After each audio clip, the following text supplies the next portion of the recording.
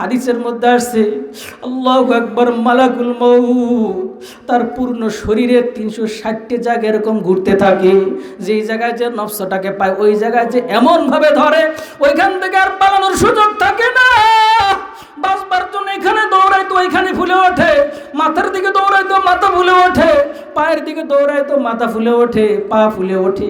এরপর এক সময় তাকে জোর করে টেনে এসে বের করে নেওয়া হয়। এরকম মরণ যদি কারো হয়, বড় কপাল পোড়া মরণ, বড় কপাল পোড়া।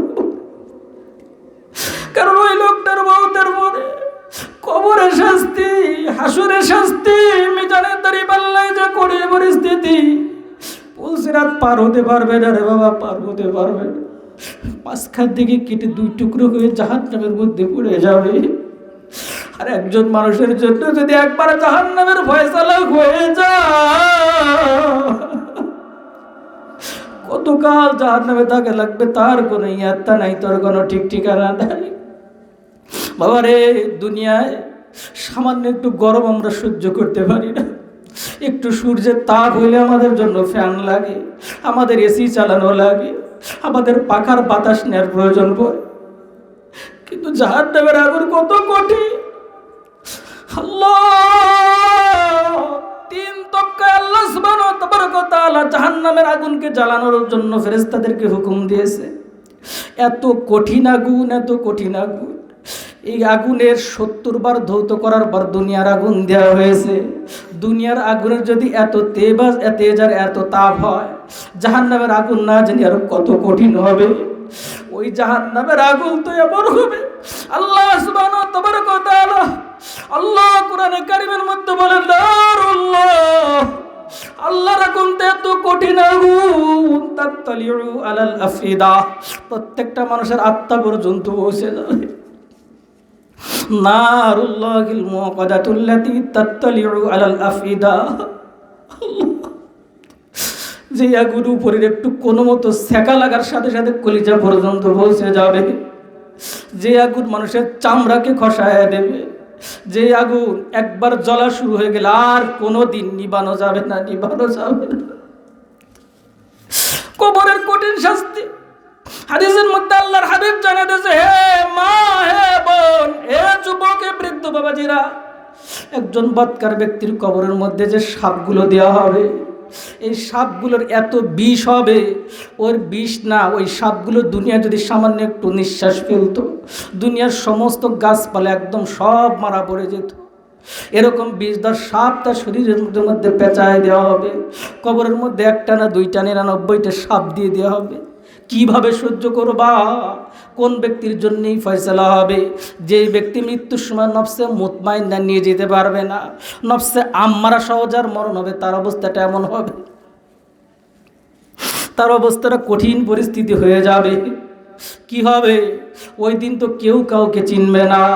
যে শরীরের জন্য তোমার এত মেহনত রে বাবা, এ পর্দার মা, যে শরীরের জন্য এত চর্চা, যে রূপের জন্য এত চর্চা, যে রূপের জন্য এত প্রসাদানি, যে রূপের জন্য এত অলংকার, যে রূপের জন্য, যে শরীরের জন্য গলায় গলার চেন লাগে, হার লাগে, নেকলেস লাগে, যেই শরীরের সৌন্দর্যের জন্য কানে সোনার কানের তা ঝোলানো লাগে, যেই শরীরের জন্য হাতে সোনার বালা দেওয়া লাগে, যেই শরীরের জন্য শরীরকে সাজানোর জন্য পায়ে নুপুর দেওয়া লাগে, যেই শরীরের জন্য এত মেহনত, এত মেহনত, এত মুজাহাদা, এর জন্য এত ট্রিটমেন্ট, এর জন্য এত সাজসজ্জা, এর সবটুকুই তোমার পর হয়ে যাবে, সবটুকু পর হয়ে যাবে। আল্লাহ পাক হাসরের মাঠে যখন মানুষকে উপস্থিত করবে, নেককারদেরকে তো আল্লাহ পাক একরকম ফয়সালা করবে, বদকারদের যখন বলবে তুমি তো পাপ কাজ করেছিলে, আজকে তোমাকে জাহান্নামে যাওয়া লাগবে, আল্লাহ পাকের পক্ষ থেকে ঘোষণা আসবে, ওয়ামতাজুল ইয়াওমা আইয়ুহাল মুজরিমুন, আজকে আমার এই মাঠ থেকে পাপিষ্ঠরা ভাগ হয়ে যাও, বের হয়ে যাও, বের হয়ে যাও, আমার এই মাঠ থেকে বের হয়ে যাও, আমার এই মাঠে পাপিষ্ঠদের জায়গা নাই, নেককাররা এক পাশে যাও, পাপিষ্ঠরা এক পাশে চলে যাও। ওয়ামতাজু, আল্লাহ পাক বলবেন ভাগ হয়ে যাও, পৃথক হয়ে যাও, কেউ উঠতে চাবে না, কেউ উঠতে চাবে না। তখন আল্লাহ পাক রব্বুল ইজ্জত ফেরেশতাদের মাধ্যমে সর্বপ্রথম আমলনামাকে সামনে পেশ করে দিবে। কোরআনে কারীমের মধ্যে আল্লাহ পাক বলেন কিরামান কাতিবিনা ইয়ালামুনা মা তাফআলুন। যখন ফেরেশতারা সাক্ষীগুলো দিয়ে দিবে তখন আমি আপনি বাধ্য হয়ে বলবো এইগুলো যা বলতেছে কোনোটা সঠিক না, ফেরেশতা মিথ্যে কথা বলতেছে। আমরা তো মিথ্যে কথা এরকম কায়দায় বলতে খুবই পারদর্শী। দুনিয়াতে যদি কোনো ব্যক্তির কোনো পাপাচার উদ্ঘাটন হয়ে যায়, মোবাইলের যুগ এখন আমরা খুব ভালো করে বুঝি, তখন ওই লোকটা নিজের দোষটা ডাকতে কি বলে, বলে যে আমার আইডি হ্যাক হয়ে গেছে। এই কথাগুলো কীরকমভাবে এডিট করা হয়েছে, কথা কোন ঠিক কি ঠিক না? ওই সময় আমরা ওরকম বলে বসবো আল্লাহ ফেরেশতারা যা বলতেছে কোনোটাই সঠিক না, সব মিথ্যে কথা বলতেছে। আল্লাহ পাক রব্বুল ইজ্জত ফেরেশতাদেরকে বলো, ফেরেশতার দল ওয়াইদা সুফ নুশিরাত, এদের আমলনামাগুলোকে সামনে একটু উন্মুক্ত করে দাও। ফেরেশতারা তখন আমলনামাকে উন্মুক্ত করে দেবে। আল্লাহ পাক রব্বুল ইজ্জত বলবেন ফামাই ইয়ামাল মিসকালা যাররাতিন খায়রান ইয়ারা ওয়া মান ইয়ামাল মিসকালা যাররাতিন শাররান ইয়ারা। ওরে বাবা, ও মা, তোমার জিন্দেগির বালেগ হওয়ার পর থেকে নিয়ে মৃত্যু পর্যন্ত ছোট্ট থেকে ছোট্ট নেক আমল করলো তোমার সামনে সেটা এসে যাবে, তুমি দেখতে পাবা। ফামাই ইয়ামাল মিসকালা যাররাতিন খায়রান ইয়ারা, নেককার ছোট্ট থেকে ছোট্টটা সামনে এসে যাবে, দেখা যাবে। ওয়া মা ইয়ামাল মিসকালা যাররাতিন শাররান ইয়ারা, যাররা পরিমাণ যদি কেউ গুনাহের কাজ করে তাও তার সামনে একদম বেশি উঠবে, দেখতে পাবেন, কোনো ভুল থাকবে না। তখন ওই লোকটা আবার দ্বিতীয়বার আরও একটা মিথ্যে কথা বলবে, বলবে যে আল্লাহ এটাও এডিট করা বানানো, এর সাথে আমি জড়িত না, অন্য মানুষের শরীরের সাথে আমার মাথা লাগায় দেওয়া হয়েছে। মানুষ এখন বলে কি বলে না, কন কথা কয় না, বলে কি বলে না? মোবাইলে যদি তার কোনো প্রকারের খারাপ কোনো ভিডিও আসে, বলে যে এটা আমি না, অন্য মানুষের শরীরে আমার মাথা লাগায় দেওয়া হয়েছে। মানুষ ওখানে অস্বীকার করে বসবে। আল্লাহ সুবহানাহু তাবারাকা ওয়া তাআলা তখন বলবে এরকমভাবে হবে না। আল্লাহ পাক রব্বুল ইজ্জত বলবেন ইয়ামাইদিন তুহাদ্দিসু আখবারহা, আল্লাহ পাক জমিনকে বলবে জমিন তুমি সাক্ষী দিতে শুরু করো। জমিন তখন একের পর এক সাক্ষী দেওয়া শুরু করবে। তখন জমিনকে উদ্দেশ্য করে এই মানুষটা বলবে আল্লাহ সেও মিথ্যে কথা বলতেছে। তখন আল্লাহ পাক রাগান্বিত হয়ে যাবেন। আল্লাহ পাক তখন কাহার রূপের জালালিত তবিয়ত আল্লাহ পাকের প্রকাশ পেয়ে যাবে। তখন আল্লাহ পাক রব্বুল ইজ্জত ফেরেশতাদেরকে বলবেন ফেরেশতার দল আলিয়ামা নাখতিমু আলা আফওয়াহিম, সূরা ইয়াসিনের মধ্যে আসছে। আল্লাহ পাক তখন বলবেন নাখতিমু আলা আফওয়াহিম, এর মুখের উপরে একটা মোহর মেরে দাও। ওয়া তুকাল্লিমুনা আইদিহিম, আজকে তার হাত আমার সাথে একটু কথা বলা শুরু করুক। ওয়া তাশহাদু আরজুলুহুম, তার পা আজকে তা আমার বিরুদ্ধে একটু সাক্ষী দেওয়া শুরু করুক। বিমা কানু ইয়াকসিবুন, জীবনভর সে কি পাপ করেছিল, কোথায় সে জিনা করেছিল, কোথায় সে তাস খেলেছিল, কোথায় সে মদ খেয়েছিল, কোথায় সে গাঁজা খেয়েছিল, কোথায় সে গার্লফ্রেন্ড নিয়ে ঘুরেছিল, কোথায় সে অন্যায়ভাবে অবৈধ মোবাইল ব্যবহার করেছিল। যুবক, হে পর্দালের মা, স্বামীটা বিদেশ থাকে, রাতের গহীন অন্ধকারে শ্বশুর শাশুড়ি ঘুমন্ত, স্ত্রী তখন মোবাইলে কার সাথে চ্যাটিং করে, কার সাথে গল্প করে, কার সাথে যোগাযোগ স্থাপন করে, সব কিছু তখন পটপট পটপট করে হাতগুলো সাক্ষী দিয়ে দিবে, পাগুলো সাক্ষী দিয়ে দিবে, অঙ্গ প্রত্যঙ্গগুলো সব বলে দেওয়া শুরু করে দিবে। আল্লাহ পাক বলেন বিমা কানু ইয়াকসিবুন, সে যা করেছিল প্রত্যেকটা কথা সে এরকম পটপট পটপট করে সামনে বলে দিবে। যেই শরীরের জন্য এত মেহনত, শরীরও আপনার পর হয়ে যাবে, আপনার আপন বলে সেখানে কেউ থাকবে না রে বাবা, কেউ থাকবে না, কেউ থাকবে না। মানুষ তখন যখন দেখবে যে আর উপায় নাই, জাহান্নাম ছাড়ার কোনো উপায় নাই, মানুষ ডাইনে তাকাবে, বামে তাকাবে, আপনজন কাউকে দেখা যায় কিনা, কারো থেকে একটু হেল্প পাওয়া যায় কিনা। দুনিয়ায় মানুষ বিপদে পড়লে মা দৌড়ায় আসে, বিপদে পড়লে বাবা দৌড়ায় আসে, বিপদে পড়লে ভাই দৌড়ায় আসে, বিপদে পড়লে সন্তান দৌড়ায় আসে, বিপদে পড়লে স্ত্রী তার জীবনের সব কিছু উৎসর্গ করে স্বামীকে বাঁচাইতে চায়। বিপদে কত মানুষ ছুটে আসে, পাড়া প্রতিবেশী ছুটে আসে, আত্মীয়রা ছুটে আসে। কিন্তু হাসরের মাঠটা কেমন হবে রে বাবা, চোখ দুইটা একটু বন্ধ করে একটু খেয়াল করো কেমন হবে। আল্লাহ পাক রব্বুল ইজ্জত কোরআনে কারীমের মধ্যে বলেন ইয়াউমা ইয়াফিরুল মারউ মিন আখি, ইয়াউমা ইয়াফিরুল মারউ মিন আখি ওয়া উম্মিহি ওয়া আবি ওয়া সাহিবাতিহি ওয়া বানি। আল্লাহ পাক রব্বুল ইজ্জত বলে ওই বান্দা তখন ডানে তাকাবে, দেখি আমার আপনজনদের কারো পাওয়া যায় কিনা। প্রথম সে দেখতে পারবে ইয়াউমা ইয়াফিরুল মারউ মিন আখি, দেখবে তার ভাই তার পাশে দাঁড়ানো। লোকটার মনটা তখন একটু প্রফুল্ল হবে, চিন্তা করবে ভাইয়ের কাছে একটু যাই, দেখি ভাই আমাকে একটু উপকার পৌঁছাতে পারে কিনা। যে বলবে ও ভাই, দুনিয়ায় থাকা অবস্থায় তুমি আমার জন্য কত কিছু করতে, আমার যদি কেউ একটু হাত তুলতে তুমি তো তার জন্য কত কিছু করতে, আজকে বড় বিপদে পড়ে গেছি রে ভাই, একটা নেক আমলের একটা অংশ আমাকে দিলে হয়তো আমি আজকে নাজাত পেয়ে যাব। ভাই যখন এই পরিস্থিতি দেখবে, আল্লাহ পাক কোরআনে কারীমের মধ্যে বলেন ইয়াউমা ইয়াফিরুল মারউ মিন আখি, ওই ভাই তখন ভাইকে বিপদগ্রস্ত অবস্থায় রেখে পালায় চলে যাবে, দৌড়াইতে দৌড়াইতে পালায় চলে যাবে, বলবে তোমাকে আমি চিনি না। ইয়াউমা ইয়াফিরুল মারউ মিন আখি ও উম্মিহি, মানুষ তখন বাম দিকে তাকায়, দেখবে তার মাকে দেখা যায়। মাকে দেখলে পরে তার কলিজাটা আর একটু ঠান্ডা হয়ে যাবে, আর বলবে মা মনে হয় আজকে আমার ছোট করে উপকার আসবে। মার কাছে যে বলবে মা তুমি 10 দিন আমাকে তোমার গর্বে রাখছিলে, আমার জন্য রাত্রে তুমি ঘুমাইতে পারতে না। ও মা, আমার জন্ম দেওয়ার সময় তোমার একবার মরণের মতো অবস্থা হয়েছিল। ও মা, 2 বছর পর্যন্ত তোমার বুকে রক্ত পানি করা দুধ আমাকে তুমি পান করাইছো। আরে শীতের রাত্রে আমি প্রসাব করে দিত,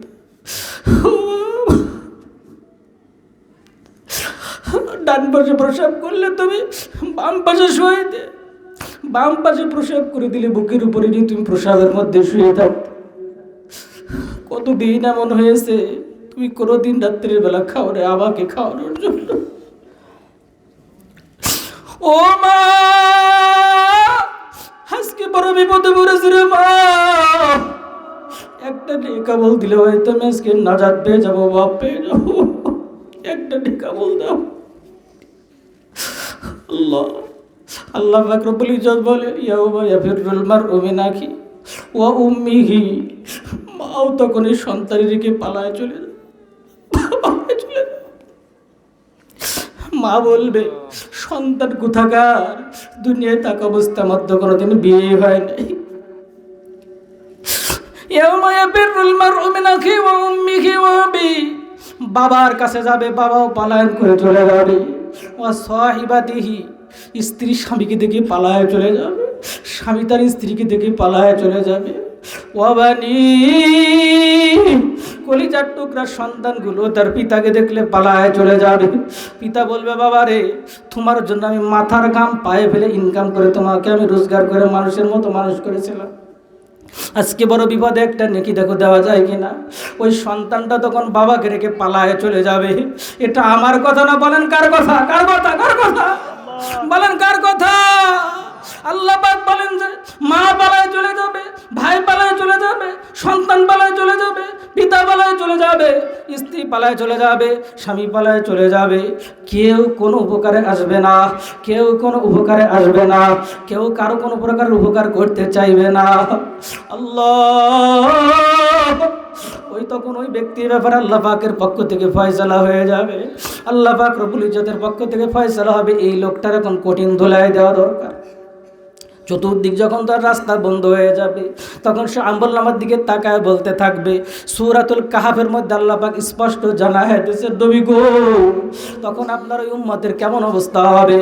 ওয়াইদা উজিয়াল কিতাবু, ওয়াইদা উজিয়াল কিতাবু ফাতারাল মুজরিমিনা মুশফিকিনা মিম্মা ফিহি, তখন তার আমলনামার দিকে তাকায় লোকটা ভীত সন্ত্রস্তে কাঁপতে থাকবে, কাঁপতে থাকবে, ভীত হয়ে কাঁপতে থাকবে।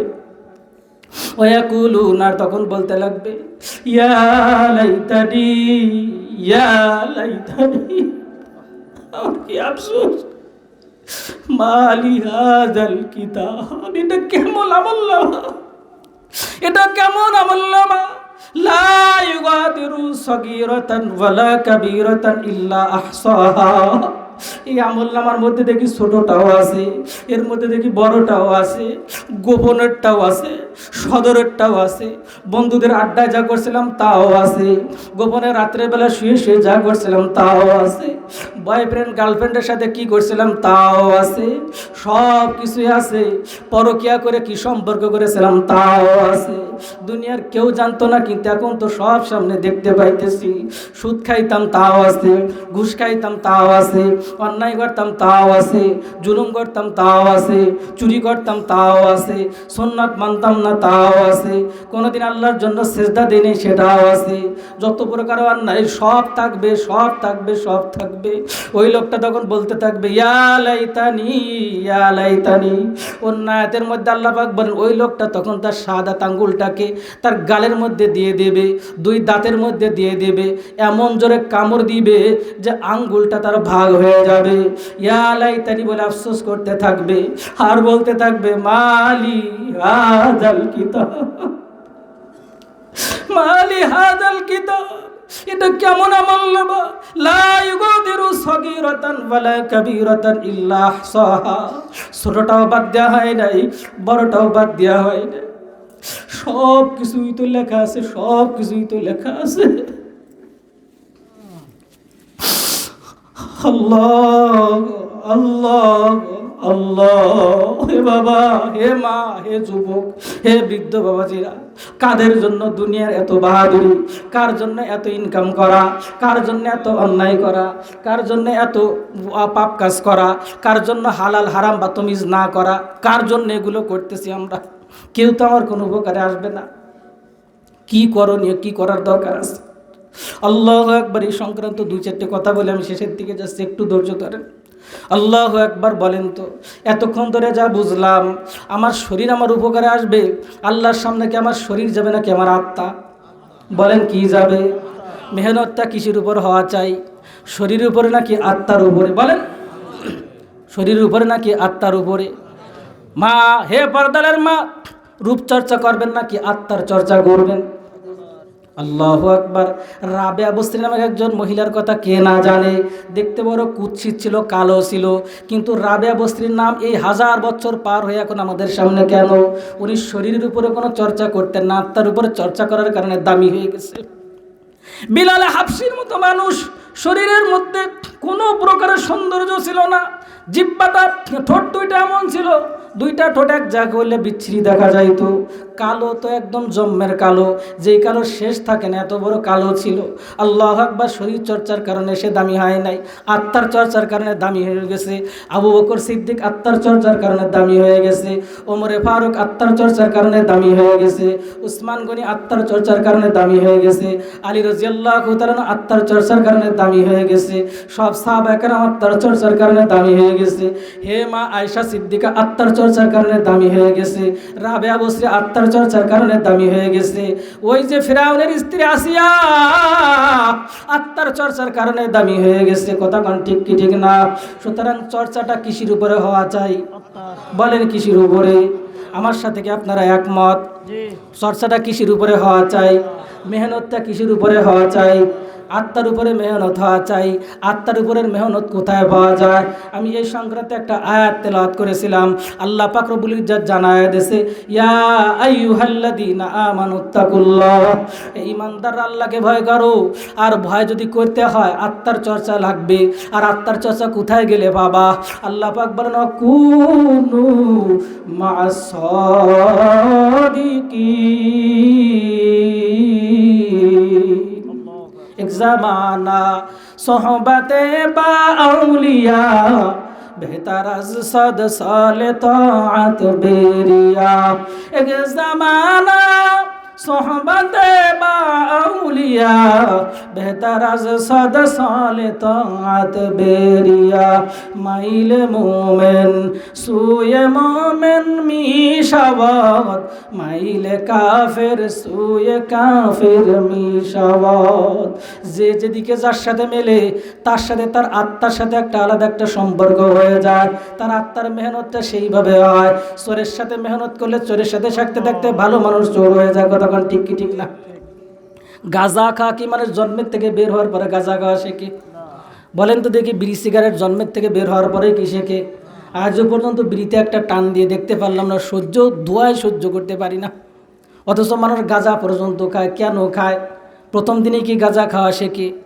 একজন বন্ধু তাকে প্রথমে দাওয়াত দেয়, কলেজের ফ্রেন্ড অথবা যে কোনো বন্ধু দাওয়াত দেয়, দিয়ে বলে আমার সাথে একটু আসো। একটা নির্জন জায়গায় নিয়ে যায়, কলকের মধ্যে দিয়ে বলে একটা টান দাও। প্রথম টান দিলে খুব কিন্তু সমস্যা হয়ে যায়, বমি হয়, বেহুশ হয়ে যায়, কিন্তু মজা লাগে। বলে আর একটা টান দাও। 2 3 4 5 টান দিতে দিতে বলে ভালোই তো লাগে, কেমন যেন রাজা রাজা ভাব। গাঁজা খাইলে কি হয়ে যায়? রাজা হয়ে যায়, রাজা রাজা ভাব হয়ে যায়। তখন সে বলে যে খুব মজাই তো লাগতেছে। প্রথম দিকে ফিরি ফিরি খাওয়ায়, এরপরে এক পর্যায়ে বলে এইটা খাইতে লাগলে তোমার আমার কাছে টাকা ইনভেস্ট করা লাগবে। এরপরে টাকা নিয়ে আস্তে আস্তে এমন হয়ে যায় বাবার গুলা খালি করে, এক পর্যায়ে না পেলে শেষরা শরীরে পরিণত হয়ে যায়। কথা কন ঠিক কি ঠিক না? এই যে গাঁজাখার হলো, বলেন তো দেখি কিসের কারণে? সোহবতের কারণে। কন কিসের কারণে? সোহবতের কারণে। কথা কন কিসের কারণে? সাহাবা একরাম সাহাবী হয়েছেন কি কারণে? একটু ভালো করে বোঝার চেষ্টা করেন। সাহাবারা মুজাহিদ ছিল, কই মুজাহিদ তো বলা হয় না। সাহাবারা তো এরকমভাবে তাবলিগ করতো, মুবাল্লিগ তো বলা হয় না। সাহাবিকরা তো যোদ্ধা ছিল, তাদেরকে তো যোদ্ধা বলা হয় না। সাহাবিরা তো তাফসির কারক মুফাসসির ছিল, মুফাসসির বলা হয় না। সাহাবিরা তো মুহাদ্দিস ছিল, মুহাদ্দিস তো বলা হয় না। সাহাবিদের তো হাজার হাজার গুণ ছিল, হাজার হাজার গুণ ছিল, কোনো গুণ নিয়ে তাদের নাম বলা হয় না। সাহাবিদেরকে কি বলা হয়? সাহাবী। সাহাবী কিসের থেকে আসছে? সোহবাত। কথা কান কিসের থেকে? সোহবাদের থেকে আসছে। যার সোহবাত যেমন, সে সেরকম মানুষে হয়ে যায়। আমার কথা আপনারা একটু সাক্ষী দিবেন, আমার যদি ভুল হয় তো বলবেন আমার হুজুর আপনার ভুল হচ্ছে।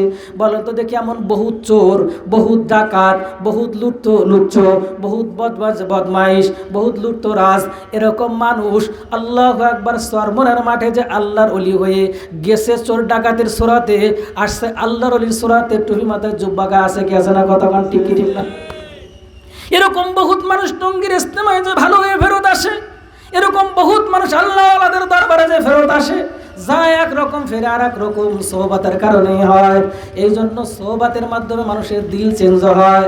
আগামী 28-29-1 আগামী 28-29-1 আল্লাহু আকবার মাঠের থেকে ডাক আসছে, সরবনার ময়দান থেকে যাবেন তো ইনশাআল্লাহ। কার কার নিয়ত আছে? নিয়ত করেন। আল্লাহু আকবার। নিয়ত আছে তো ইনশাআল্লাহ? যাবেন তো ইনশাআল্লাহ? নিয়ত করে রাখেন, তাবলীগের যখন ডাক হয় যাবেন ইনশাআল্লাহ। হক্কানি হক মাশায়েখদের সাথে সবসময় সম্পর্ক রাখবেন। আর একটা কথা বলে আমি শেষ করে দিচ্ছি। আল্লাহু আকবার।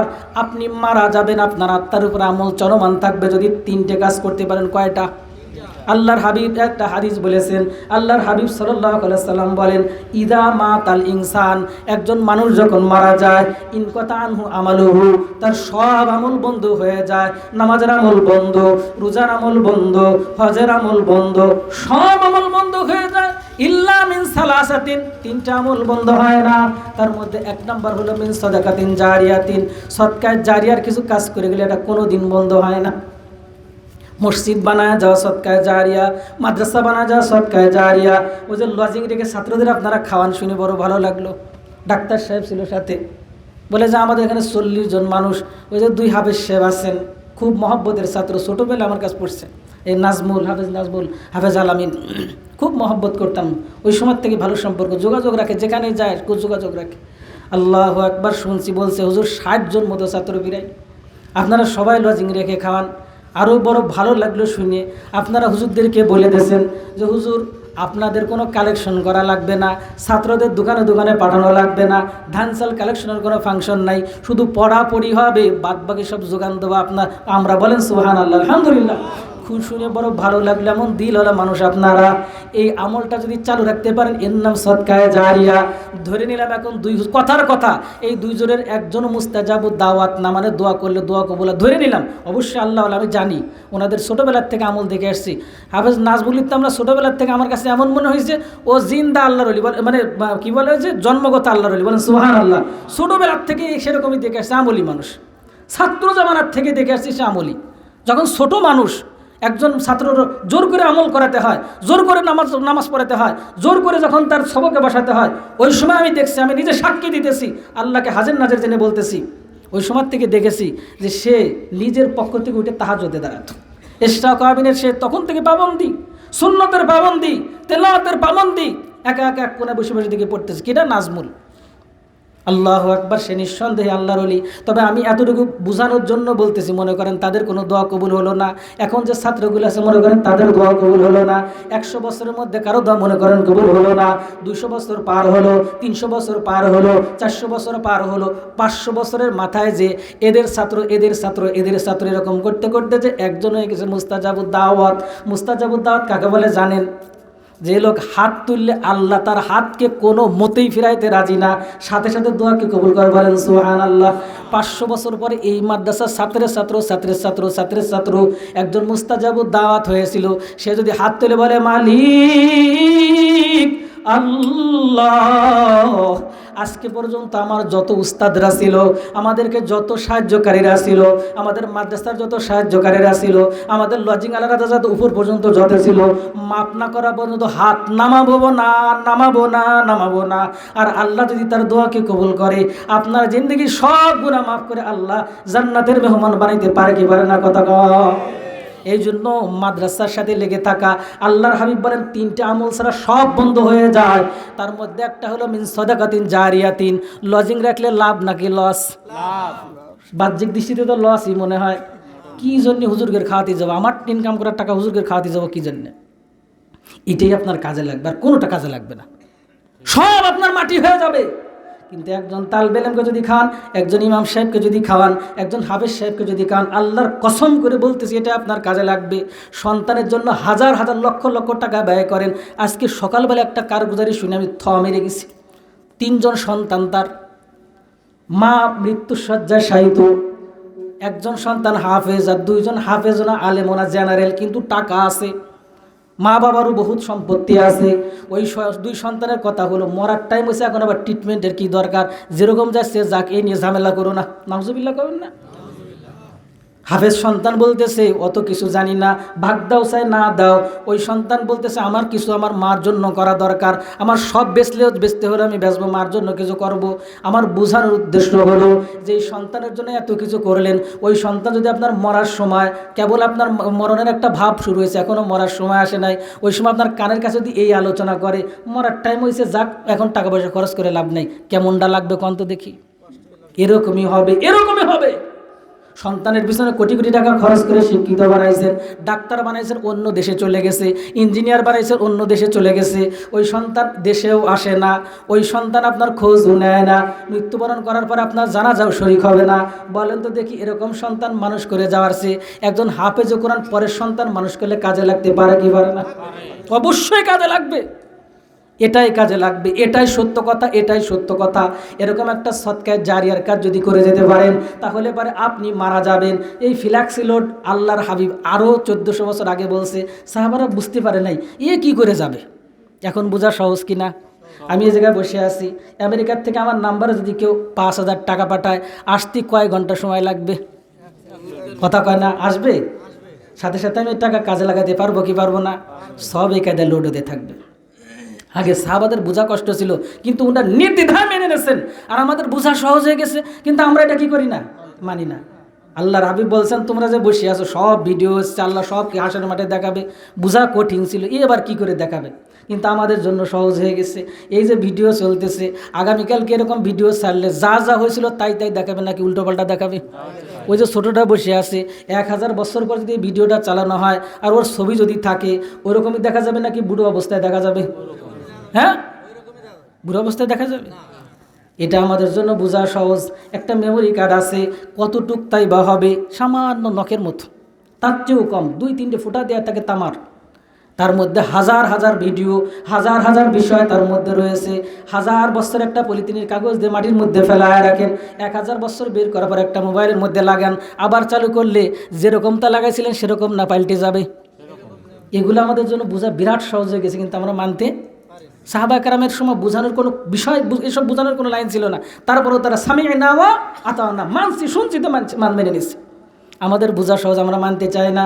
সুতরাং এই যে ফিলাক্সি লোড, কয়েনতে ঢাকার থেকে যদি আমার নামে কেউ টাকা এখন বিকাশে দিয়ে পাবো কিনা, নগদে দিলে পাবো কিনা, ফ্ল্যাক্সি লোড দিলে পাবো কি পাবো না, বলেন পাবো কি পাবো না?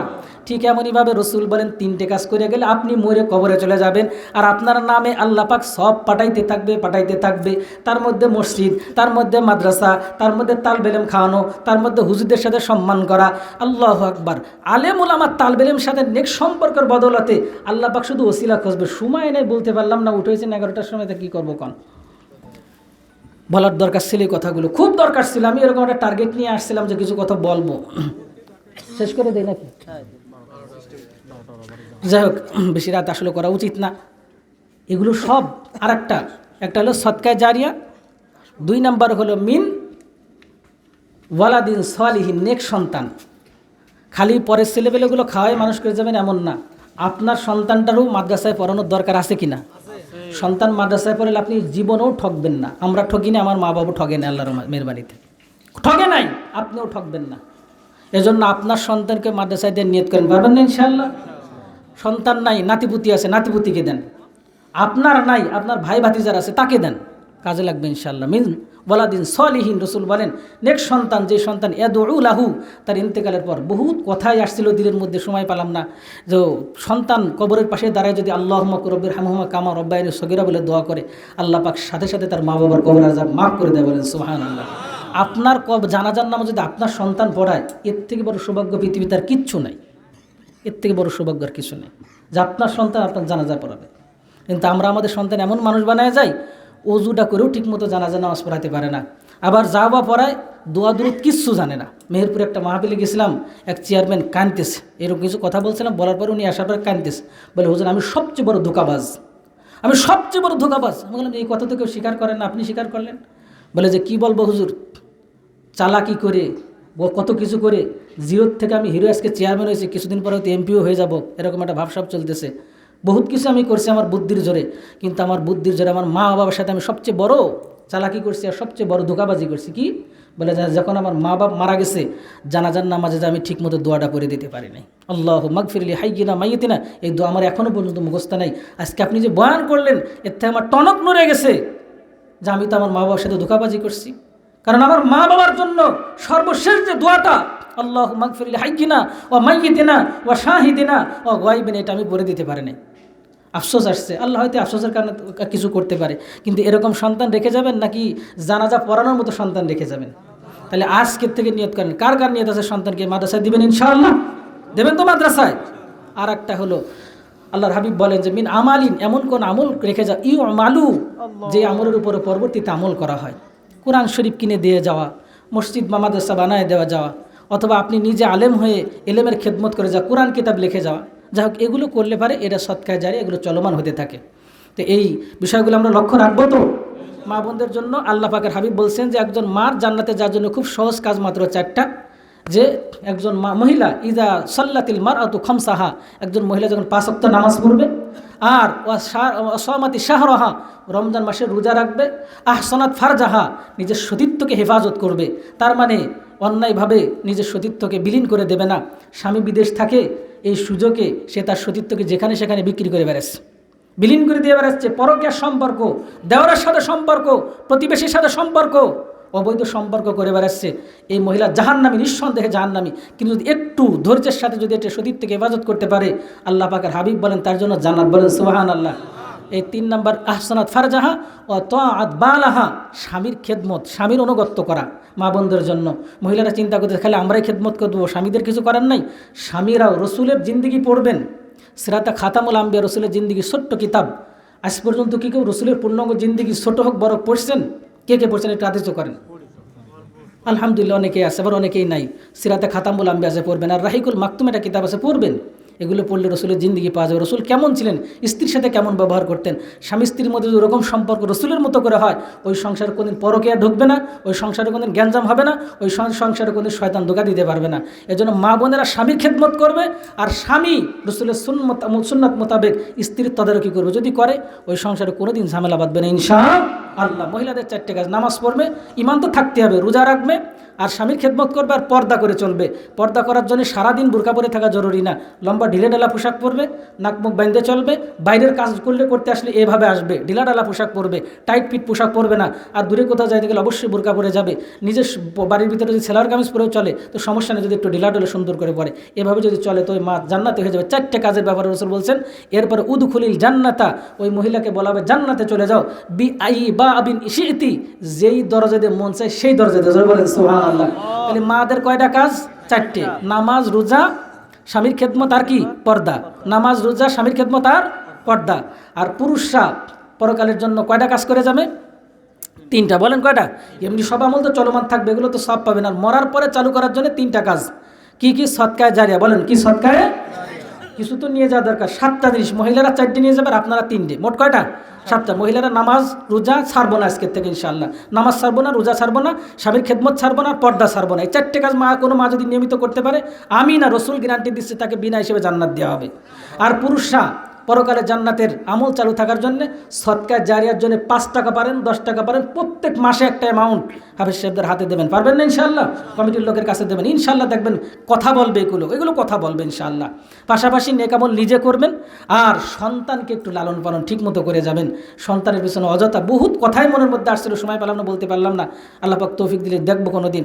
কিন্তু এই 3টে বিষয়, আমি সদকায়ে জারিয়া করব, সন্তান নেক পথে মানুষ করব, আর ভালো কাজ করে যাব। খারাপ কোনো কাজ করব না, যেই খারাপ কাজের কারণে মরার পরে মানুষ আমার জন্য বদদোয়া করবে। আমরা জানাজার সময় বলি এই লোকটা কেমন ছিল, সব মুসরায় বলে যে কি করে বলি যে খারাপ ছিল, বাদ দিয়ে বলে যে না খুব ভালো ছিল, কিন্তু ভিতরে একদম জারা হয়ে যাচ্ছে, যে মরিছি না বাঁচি, এরকম হয় কি হয় না? এই ভালোর নাম ভালো না। কিন্তু একজন মানুষ মারা যাওয়ার পর যদি পুরো এলাকার মানুষ চোখের পানি ছেড়ে দিয়ে কান দেয়ার বলে আল্লাহ লোকটা বড় ভালো ছিল, খালি ভালো কাজই করতো, খারাপ কাজ কোনো দিন দেখি নাই, লোকটা মারা গেল, এইটুকির কারণে আল্লাহ পাক তাকে জান্নাত দিয়ে দেবে। বলেন সুবহানাল্লাহ। এই 3টে কাজ, অন্য আমল তো থাকবে, 3টে কাজ করতে পারবেন ইনশাআল্লাহ। আলেমদের সাথে সুসম্পর্ক, তালবেলেমের সাথে সুসম্পর্ক। রসুল বলছেন কোন আলেমান, পারলে আলেম হও, না মুতাল্লিমান, নাই তালবেলেম হও, আর মুহিব্বান অথবা তাদেরকে ভালোবাসনে হলো হও, আর মুস্তামিয়ান অথবা তাদের কথা শুননে হলো হয়ে যাও, ওলা তাকুন খমিসান 5 নম্বর যদি হও তাহলে ধ্বংস হয়ে যাবে, দুনিয়াতেও ধ্বংস আখিরাতেও ধ্বংস। এই জন্য তালবেলেমদের মাঝে মাঝে এসে মাথায় হাত বুলাবেন, হুজুরদের সাথে একটু মুসাফা করবেন, আল্লাহ রসুলের সাথে মুসাফা করবার মতো মর্যাদা আপনি পেয়ে যাবেন। সুবহানাল্লাহ। আল্লাহ পাক তৌফিক দান করে সকলে বলে আমিন। অনেক রাত হয়েছে, অনেক সময় দিয়েছেন, শুরু থেকে শেষ পর্যন্ত দেখেছি 1-2 লোক হয়তো জরুরত ছাড়া কেউ ওঠেন নাই, শুকরিয়া। আল্লাহ পাক আপনাদের এটাকে ভিডিও করে রাখছেন, এর বদলতে আমাকে আপনাকে সকলকে জান্নাতে যাওয়ার তৌফিক দান করুক, মাহফিলকে কবুল করুক। আর কথা বাড়াচ্ছি না, এ পর্যন্তই। এখন দোয়া তো আমরা, আর কোনো কথা আছে জি? তো আমরা দোয়ার দিকে যাই। ইস্তেগফার করে আস্তাগফিরুল্লাহ রাব্বি মিন কুল্লি যামবি ওয়া আতুবু ইলাইহি লা হাওলা ওয়া লা কুওয়াতা ইল্লা বিল্লাহিল আলিয়্যিল আযীম। দুরূদ শরীফ। আল্লাহুম্মা সাল্লি আলা মুহাম্মাদ ওয়া আলা আলি মুহাম্মাদ কামা সাল্লাইতা আলা ইব্রাহিম ওয়া আলা আলি ইব্রাহিম ইন্নাকা হামিদুম মাজিদ। আল্লাহুম্মা বারিক আলা মুহাম্মাদ ওয়া আলা আলি মুহাম্মাদ কামা বারাকতা আলা ইব্রাহিম ওয়া আলা আলি ইব্রাহিম ইন্নাকা হামিদুম মাজিদ। সকলের জন্য আমরা দোয়া করি। 2 হাফেজ সাহেব আমার খুব মহব্বতের, তাদের জন্য দোয়া করে আল্লাহ পাক তাদের জান মাল ইজ্জত আবরুর মধ্যে বরকত দিক এবং তাদের সাথে নিয়ে এলাকাবাসীর সুন্দর মাদ্রাসাটা আরও সুন্দর হওয়ার তৌফিক দান করুক, দোয়া করি।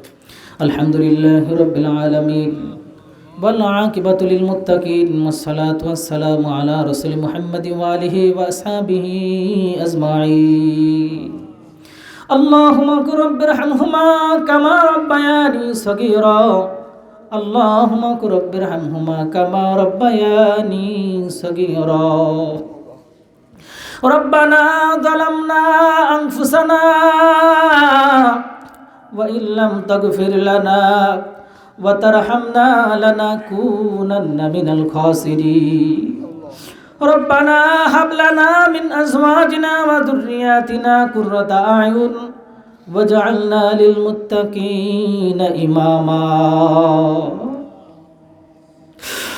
রব্বানা লা তুযিগ কুলুবানা বা'দা ইদ হাদাইতানা ওয়া হাব লানা মিন লাদুনকা রাহমা ইন্নাকা আনতাল ওয়াহ্হাব। আয় পরওয়ারদিগার আলম মাবুদ মহিয়ান গরিয়ান সর্বশক্তিমান দাতা দয়ালু আল্লাহ মাবুদ গো, দেলোয়া বাড়ি মদিনাতুল উলুম হাফেজিয়া কওমি মাদ্রাসা কর্তৃক আয়োজিত আজকের এই মাহফিলে ও পরওয়ারদিগার আলম শুরু থেকে নিয়ে শুরু করে আয় আল্লাহ গভীর রাত 12টা পার হয়ে গেছে, আয় আল্লাহ, শুরু থেকে পর্যন্ত যত মানুষ উপস্থিত হয়েছিল, এখনো যারা আছে, কেউ কোনো উদ্দেশ্য নিয়ে আসে নাই। সকলের একটা উদ্দেশ্য ছিল, মাবুদ গো, প্রত্যেকের জিন্দেগির গুনাহগুলো যেন মাফ হয়ে যায়। পর্দার মারা বসে আছে গভীর রাত্র পর্যন্ত, উদ্দেশ্য একটাই, যেন তাদের জিন্দেগির গুনাহগুলো মাফ হয়ে যায়। হায় আল্লাহ, আমরা তওবা করেছি, সগীরা গুনাহ, কাবিরা গুনাহ, জাহিরি গুনাহ, বাতিনি গুনাহ, শিরকি গুনাহ, সব গুনাহ থেকে আমরা তওবা করে নিয়েছি রে মাবুদ। দয়া করে, মায়া করে, মেহেরবানি করে আমাদের জিন্দেগির গুনাহগুলোকে তুমি এক্ষুনি মাফ করে দাও। আয় আল্লাহ, মাহফিলের গেট বানানো হয়েছে মাবুদ গো, এই গেট থেকে বের হওয়ার সময় আমাদের প্রত্যেকের জিন্দেগির গুনাহগুলোকে মাফ করে, একটা সন্তান যেমন তার মায়ের পেটের থেকে নিষ্পাপ হয়ে মাসুম হয়ে জন্মগ্রহণ করে, আয় আল্লাহ আমাদের জিন্দেগির গুনাহগুলোকে মাফ করে গেট থেকে বের হওয়ার সময় নিষ্পাপ মাসুম বানায় দাও। সগীরা গুনাহ, কাবিরা গুনাহ, জাহিরি গুনাহ, বাতিনি গুনাহ, মাবুদ গো, সব গুনাহ থেকে তওবা করেছি, মাফ করে দাও, মাফ করে দাও, মাফ করে দাও। তুমি আমাদেরকে মাফ করে যদি জান্নাতি বানাও, তোমার কোনো ক্ষতি হবে না। আবার আমাদেরকে যদি তুমি জাহান্নামী বানায় দাও, তোমার তো কোনো লাভ হবে না। এত যত্ন করে তুমি আমাদেরকে বানাইছো রে মাওলা, দয়া করে মাওলা, মাবুদ গো, আমাদের জিন্দেগির গুনাহগুলোকে মাফ করে আমাদের জন্য জান্নাতুল ফেরদাউসের বরাদ্দ দিয়ে দাও। আমাদের জন্য জান্নাতুল ফেরদাউস আমাদের নামটা লিখে দাও। আয় আল্লাহ, জুম্মার রাত, এই রাত্রে তুমি কত মানুষকে মাফ করে দাও, কত মানুষের নাম তুমি জাহান্নামের খাতার থেকে লিখে জান্নাতের খাতায় লিপিবদ্ধ করে দাও। আয় আল্লাহ, দয়া করে, মায়া করে আমাদের নাম যদি কোনো কারায় কোনো ভাবে কোনো গুনাহের কারণে জাহান্নামীদের তালিকায় থেকেও থাকে, মাবুদ গো, আজকের এই মাহফিলকে উসিলা করে, আয় আল্লাহ আমাদের দোয়াকে উসিলা করে, তিনজন কোরআনের হাফেজের সম্মানের পাগড়ি দেওয়া হলো, তাদেরকে উসিলা করে, আলেমদেরকে উসিলা করে, মাবুদ রে, হায় আল্লাহ আমাদের নামটাকে জাহান্নামের তালিকা থেকে তুমি কেটে দাও। আমাদের নামটাকে তুমি জাহান্নামের তালিকা থেকে কেটে দাও। আমাদের নামটাকে তুমি জান্নাতের খাতায় লিপিবদ্ধ করে দাও। জান্নাতীদের তালিকা আমাদের নামটাকে একটু লিখে দাও।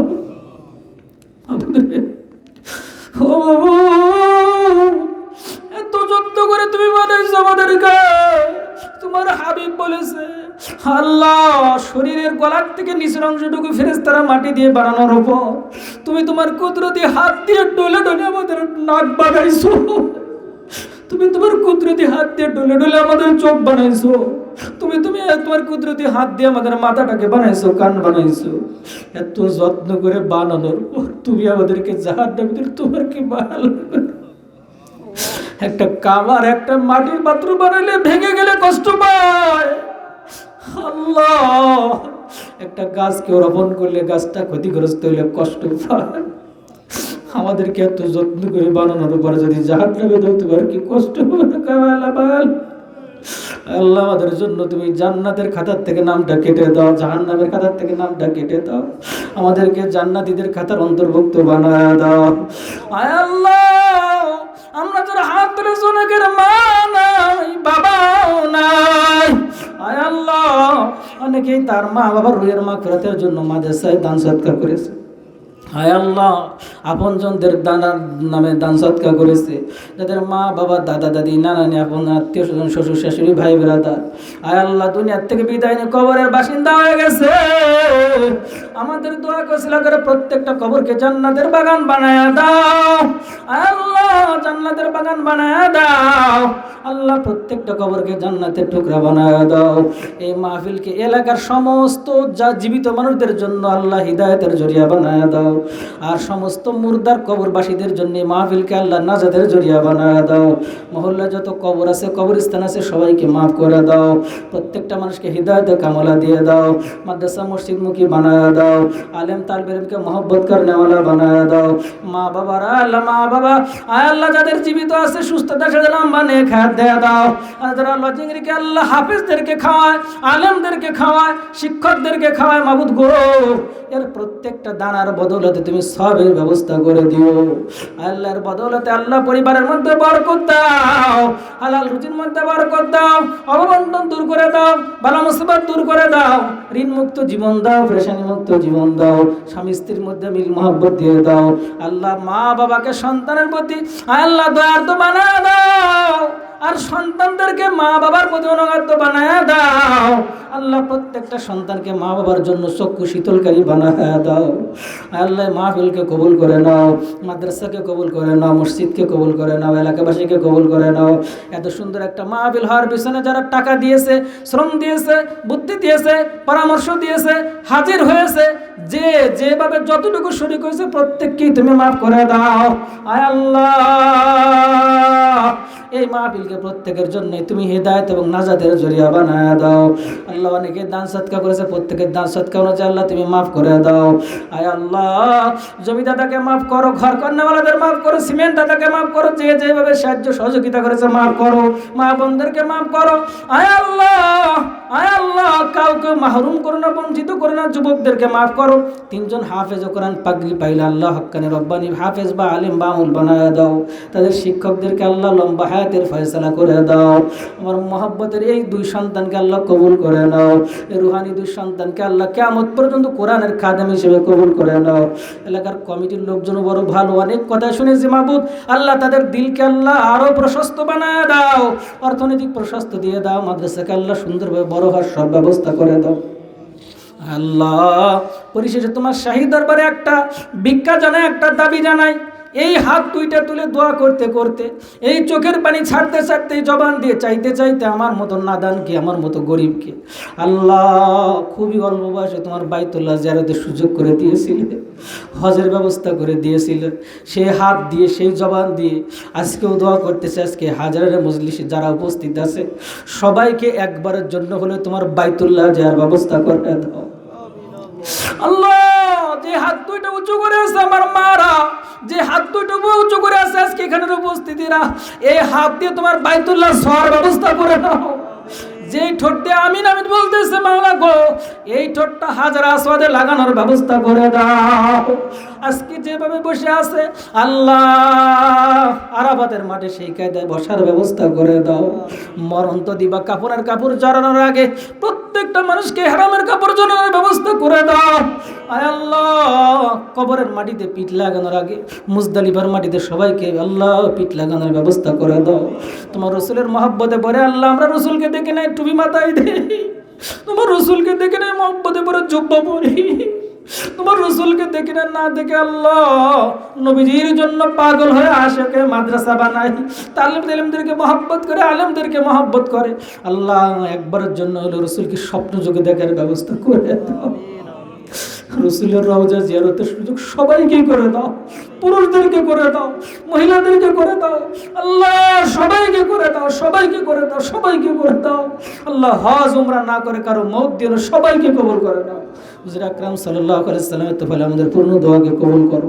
কত কিছু চাইতে বাকি আমরা কিচ্ছু চাইতে জানি না, যা চাইলাম সেগুলোও দাও। আর যা কিছু চাইতে জানি না কিন্তু আমাদের জন্য, এই মাদ্রাসার জন্য, আমাদের দেশ সুন্দর হওয়ার জন্য, পূর্ণ পৃথিবী ভালো হওয়ার জন্য যা যা দরকার সব কিছুর ব্যবস্থা করো। ফিলিস্তিনের মুসলমানদেরকে হেফাজত করো, ফিলিস্তিনি মুসলমানদেরকে হেফাজত করো। বাইতুল মুকাদ্দাসকে মুসলমানদের হাতে দিয়ে দাও। অভিশপ্ত ইহুদিদেরকে হেদায়েত দাও। হেদায়েত না থাকলে আল্লাহ ফিরআউনকে যেভাবে ধ্বংস করেছিলে তাদেরকে সেভাবে ধ্বংস করে দাও। আল্লাহ তাদেরকে সেভাবে ধ্বংস করে দাও। নমরুদকে তো তুমি ধ্বংস করেছিলে, তাদেরকে তুমি সেভাবে ধ্বংস করে দাও, সেভাবে তাদেরকেও ধ্বংস করে দাও। হুজুর আকরাম সাল্লাল্লাহু আলাইহি ওয়াসাল্লামের তোয়ালে আমাদের পূর্ণ দোয়াকে কবুল করে নাও। اللهم اغفر لحينا وميتنا وشاهدنا وغائبنا وصغيرنا وكبيرنا وذكرنا وانثانا. اللهم من احييته منا فاحيي على الاسلام ومن توفيته منا فتوفى على الايمان. سبحان ربك رب العزه عما يصفون وسلام على المرسلين والحمد لله رب العالمين. ارحمنا معهم برحمتك يا ارحم الراحمين. السلام عليكم. الله